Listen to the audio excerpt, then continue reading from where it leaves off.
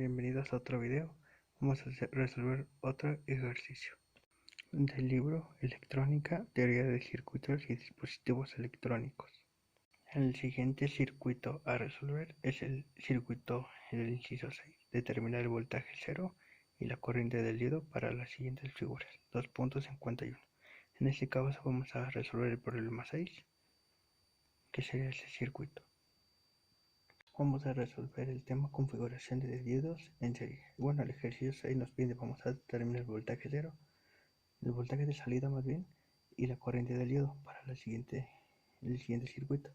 Bueno, aquí tenemos un circuito que dice que tiene una fuente de 5 volts, un diodo de 0.7, recordemos cuando el de 0.7 es de silicio, si fuera de germanio sería de 0.3, y podemos ver representado que nuestro diodo ahora va a lo contrario, nuestra corriente va a lo contrario, como esta situación. Antes iba a la inversa, la corriente fluye hacia allá, pero en este caso fluye hacia acá, hacia el sentido antihorario de las manecillas del reloj.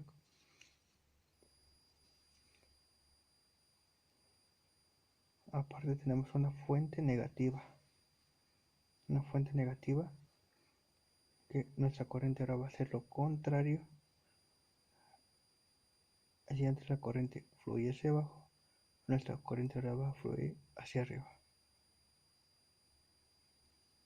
Ahora, cuando tenemos este tipo de circuitos así como que no sabemos cómo describirlos, podemos describirlos o hacer su equivalencia. Como vemos, ese circuito como que no se cierra en una sola malla. Se viera que fuera una L simplemente, y eso meterlo a multisímil Proteus sería un poco no complicado, sino que no sería lo correcto. Para esto necesitaríamos diseñar su equivalencia. Bueno, su equivalencia sería conservar los 5 volts de la fuente, que son estos 5 volts, se pone como una fuente normal. Recordemos que los 0.7 se convierten en una fuente, sí, en una fuente.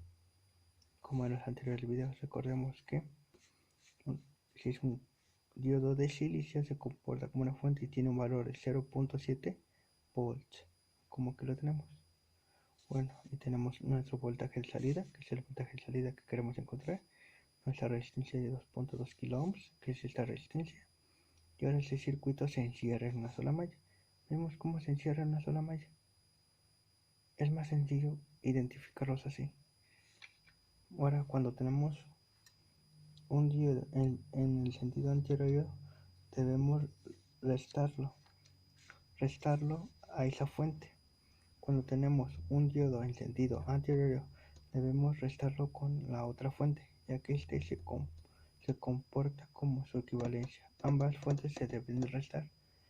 Lo que trato de decir es que cuando tenemos una fuente como esta y el diodo va a lo contrario, esta fuente y esta fuente se deben de restar. Vamos a restar la primera fuente y después la segunda. La primera fuente que tenemos obviamente es el diodo, que es de 0.7 volts, menos los 5 volts que tenemos al principio, que tenemos acá, y lo debemos de restar. Cuando nosotros hacemos esta resta, el voltaje de salida debe de ser de menos 4.3 volts. Este sería nuestro voltaje de salida en esta parte. Ahora, para encontrar la corriente debemos ocupar la ley de Ohm, que nos dice la corriente es igual a voltaje sobre resistencia. Recordemos que si tenemos voltaje sería menos 4.3 entre 2.2 kilo ohms. Si hacemos esto, pero aquí es menos, perdón, hacemos esta operación, nos debe de dar una corriente de menos 1.95 miliamperes.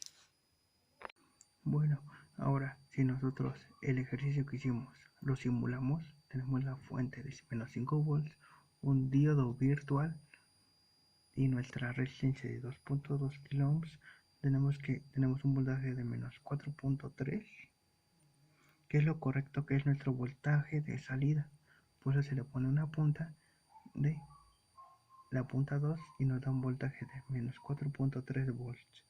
Y en nuestra corriente, en nuestro cálculo, nos da menos 1.95 y en nuestra simulación nos da menos 1.97 miliamperes, igual miliamperes en nuestro cálculo que hicimos. Se puede decir que nuestra simulación y nuestros cálculos están correctamente correctos. Gracias por ver este video y gracias. Nos vemos. Suscríbase. Gracias.